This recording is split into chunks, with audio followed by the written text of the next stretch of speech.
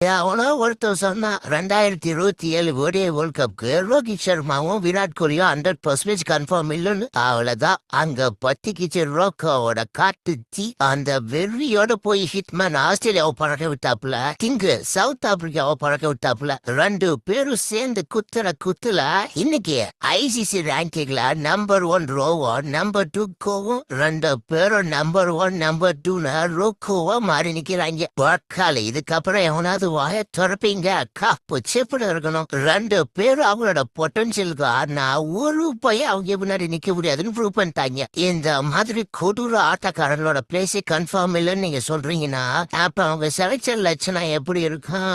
ICC ரேங்கிங்ல number 1 number 2 இருக்கிற பேட்ஸ்மேனோட place world கப்புக்கு confirm இல்லையாமா. ஆனா T20க்கே கொஞ்சம் கூட சம்மந்தம் இல்லாத ஒருத்தனை கூட்டுன்னு வந்து வயசு கேப்டன் ஆக்கி நீ தான் T20 வேர்ல்ட் கப்ல கன்ஃபார்ம் ஓபன் பண்ண போறீங்கன்னு சொல்றீங்க. என்னையா இருக்கிற நியாயமா இது? ரோஹித் சர்மா விராட் கோலியோட ஈகோவை கொஞ்சமா டச் பண்ணதும் பேய் புடிச்ச மாதிரி அடி எங்க வந்து இருக்காங்க பாருங்கடாயா. வா இருக்கிற இவங்களுக்கு எண்டு கடை போட பாக்குற இவங்களுக்கு எண்டே கிடையாது. சரி ஓகே, ரூகோ நம்பர் 1 நம்பர் 2 வந்ததை பத்தி என்ன நினைக்கிறீங்க கமெண்ட் பண்ணுங்க.